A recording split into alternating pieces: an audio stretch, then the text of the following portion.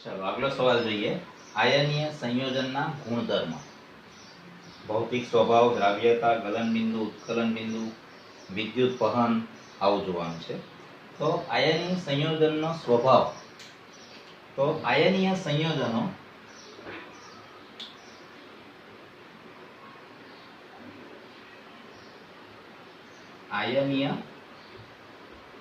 સંયોજનો વચ્ચે સ્થિર વિદ્યુત આકર્ષણ બળ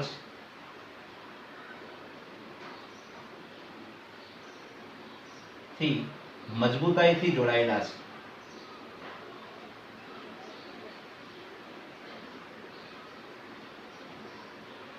આથી તે ઘન સ્વરૂપમાં હોય છે અને સખત હોય છે, મજબૂત હોય છે. સખત બોલો તો એ ચાલશે, હોય છે. આયનીય સંયોજનો સ્થિર વિદ્યુત આકર્ષણ બળથી મજબૂતાઈથી જોડાયેલા હોય છે. આથી તે ઘન સ્વરૂપમાં અને સખત હોય છે. પરંતુ બીજી વાત કરીએ, પરંતુ તે બરડ હોય છે, જેથી દબાણ આપવાથી તૂટી જાય છે. દબાણથી શું થઈ જાય છે? તૂટી જાય છે. દાખલા તરીકે NaCl મીઠું તમે જોયું છે, આ મજબૂત હોય, વધારે દબાણ આપો તો તૂટી જાય છે. તો આ રીતે એનો ભૌતિક સ્વભાવ છે. એની દ્રાવ્યતાની વાત કરીએ તો બહુ સરળ મુદ્દો છે. સામાન્ય રીતે તે પાણીમાં દ્રાવ્ય છે, પરંતુ પેટ્રોલ કે કેરોસીન જેવા પદાર્થમાં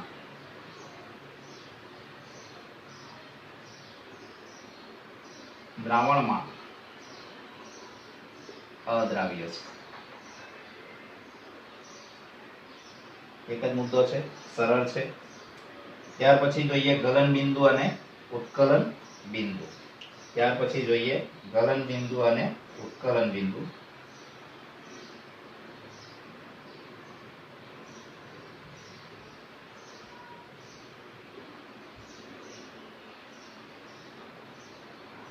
સેમ મુદ્દો છે. આયનીય સંયોજનો સ્થિર વિદ્યુત આકર્ષણ બળ થી જોડાયેલા છે, મજબૂતાઈથી.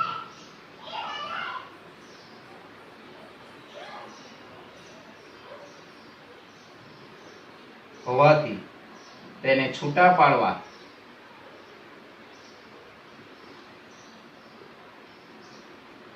વધુ ઉર્જા જોઈએ છે. વધુ ઉર્જા જરૂરી છે, વધારે ઉર્જા જોઈએ છે. માટે બીજો મુદ્દો, તેના ગલન બિંદુ અને ઉત્કલન બિંદુ ઊંચા છે.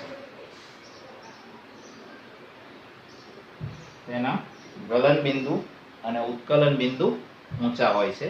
એકાદ બે દ્રાવણના ગલન બિંદુ અને ઉત્કલન બિંદુ જોઈએ તો પદાર્થ છે આપણી પાસે, એનું ગલન બિંદુ જોઈએ અને ઉત્કલન બિંદુ જોઈએ.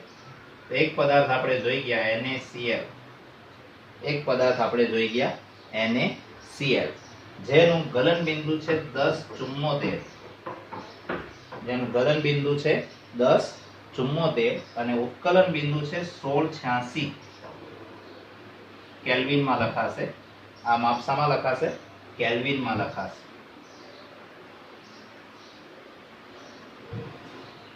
એવી જ રીતે બીજું તત્વ છે કેલ્શિયમ ક્લોરાઇડ. બે ચાર તત્વ જોઈએ આપણે. કેલ્શિયમ ક્લોરાઇડ, તો એનું ગલન બિંદુ છે 1045 અને ઉત્કલન બિંદુ છે 1900. ઉત્કલન બિંદુ કેટલું છે? 1900. ત્યાર પછી બીજું એક તત્વ લઈએ MgCl2 જોયું આપણે MgCl2 એનું ગલન બિંદુ છે 981 અને ઉત્કલન બિંદુ છે 1685 આના કરતા એક ઓછું. તો આ રીતે એના ગલન બિંદુ અને ઉત્કલન બિંદુ ઊંચા છે.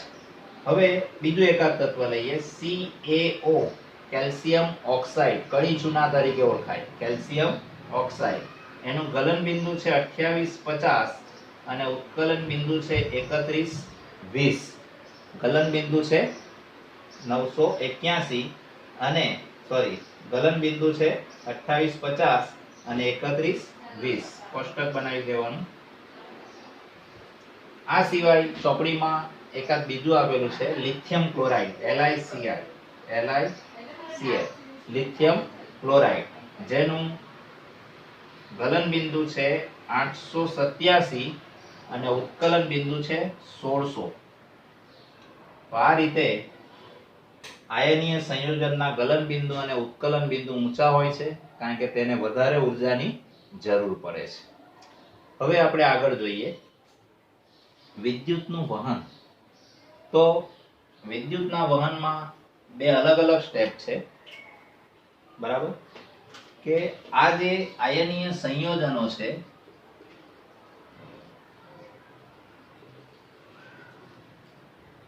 બધે એક જ મુદ્દો છે.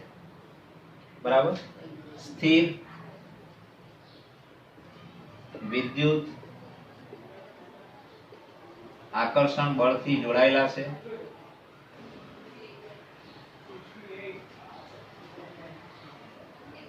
જેથી તે ઘન સ્વરૂપમાં હોય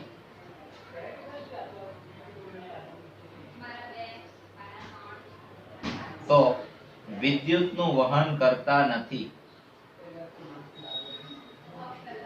વિદ્યુત વહન કરતા નથી. આ પહેલો સ્ટેપ. બરાબર જો એ ઘન સ્વરૂપમાં હોય તો એ સંજોગોમાં વિદ્યુતનું વહન કરતા નથી. પણ બીજો સ્ટેપ જો તેનું જલીય દ્રાવણ બનાવીએ. અહીં આપણે લખ્યું છે પાણીમાં દ્રાવ્ય છે. સામાન્ય રીતે પાણીમાં દ્રાવ્ય છે તો જલીય દ્રાવણ બનાવતા તેમાં ધન આયન અને ઋણ આયન છૂટા પડે છે. ધન આયન અને ઋણ આયન છૂટા પડે છે એટલે NaCl હોય તો Na+ અને Cl- છૂટા પડે છે જે વિરુદ્ધ ધ્રુવ તરફ ગતિ કરે છે. વિરુદ્ધ ધ્રુવ તરફ ગતિ કરે એનો અર્થ શું થાય કે ધારો કે આ Na+ છે એ ઋણ ધ્રુવ તરફ એટલે કે કેથોડ તરફ અને Cl- છે એ ધન ધ્રુવ તરફ અને કેથોડ ધન ધ્રુવને એનોડ કહીશું, ઋણ ધ્રુવને કેથોડ કહીશું અને ધન ધ્રુવને એનોડ કહીશું. તો એ તરફ ગતિ કરે છે.